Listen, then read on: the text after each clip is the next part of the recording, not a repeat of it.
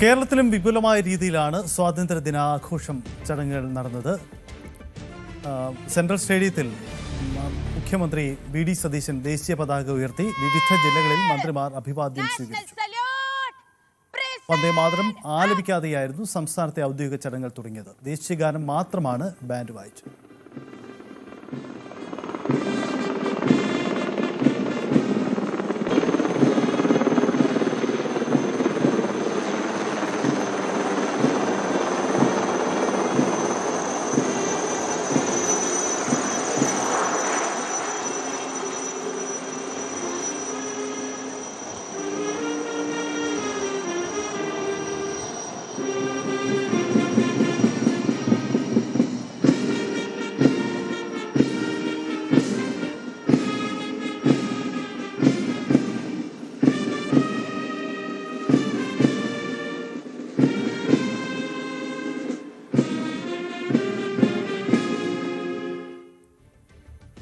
സ്വാതന്ത്ര്യത്തിനായി ജീവൻ നഷ്ടമായവർക്ക് ആദരമെന്ന് മുഖ്യമന്ത്രി പറയുന്നു. രാഷ്ട്രീയ അന്ധതയും വിദ്വേഷവും വെടിയണം. പ്രളയം പ്രതിരോധിക്കാൻ ശാസ്ത്രീയ സംവിധാനം കൊണ്ടുവരുമെന്നുമുള്ള പ്രഖ്യാപനം വി.ഡി. സതീശൻ സ്വാതന്ത്ര്യദിന ആഘോഷ ചടങ്ങിനിടെ അദ്ദേഹം പറഞ്ഞു. നമ്മുടെ ഭരണഘടനയും അത് ഉറപ്പു നൽകുന്ന അടിസ്ഥാന തത്വങ്ങളായ മതേതരത്വവും തുല്യതയും സ്വാതന്ത്ര്യവും സോഷ്യലിസവും ജനാധിപത്യ അവകാശങ്ങളും സംരക്ഷിക്കാൻ നാം ഓരോരുത്തരും പ്രത്യേക ശ്രദ്ധയോടെയും ജാഗ്രതയോടെയും കരുതലോടെയും പ്രവർത്തിച്ചേ മതിയാവൂ. ഭരണഘടനാ തത്വങ്ങൾക്കും ഇന്ത്യയുടെ ഐക്യത്തിനും അഖണ്ഡതയ്ക്കും മതേതരത്വത്തിനും വേണ്ടി വിട്ടുവീഴ്ചയില്ലാതെ നമ്മൾ അണിനിരക്കേണ്ട സമയമാണിത്.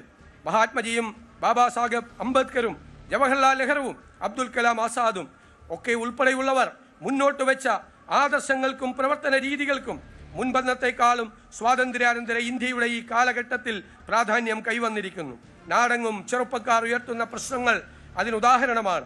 അവ കണ്ടില്ലെന്ന് നടിക്കുന്നത് അക്ഷന്തവ്യമായ തെറ്റുമാണ്. നമ്മുടെ യുവത രാഷ്ട്രീയ ബോധ്യങ്ങൾ ഇല്ലാത്തവരല്ല. അവരെല്ലാം കാണുകയും കേൾക്കുകയും മനസ്സിലാക്കുകയും ചെയ്യുന്നു.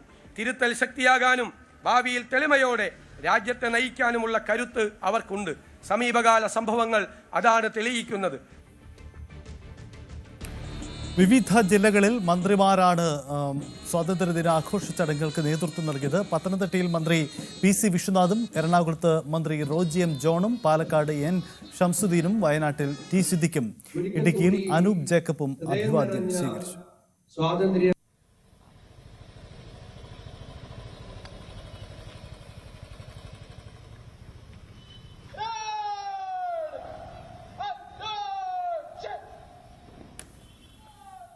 സംസ്ഥാനത്ത് വിപുലമായ രീതിയിൽ തന്നെയാണ് സ്വാതന്ത്ര്യദിനാഘോഷം നടന്നത്. ഡാൻ കുര്യൻ ഒപ്പമുണ്ട്. ഡാൻ, മുഖ്യമന്ത്രിയുടെ വാക്കുകളിൽ കോൺഗ്രസ് മല്ലികാർജ്ജുൻ ഖാർഗെക്കുണ്ടായ ചില അവഗണനകളടക്കമുള്ള ചില സൂചനകൾ കൂടി അതിലുണ്ടായിരുന്നു എന്ന് മനസ്സിലാക്കുന്നു. അതിനപ്പുറം മറ്റ് സംസ്ഥാന വികസനവുമായി ബന്ധപ്പെട്ടോ സർക്കാരിൻ്റെ വിവിധ പദ്ധതികളെ ഏതെങ്കിലും തരത്തിൽ പരാമർശിച്ചുകൊണ്ടായിരുന്നോ മുഖ്യമന്ത്രി വി.ഡി. സതീശൻ്റെ വാക്കുകൾ? എങ്ങനെയായിരുന്നു ചടങ്ങ്?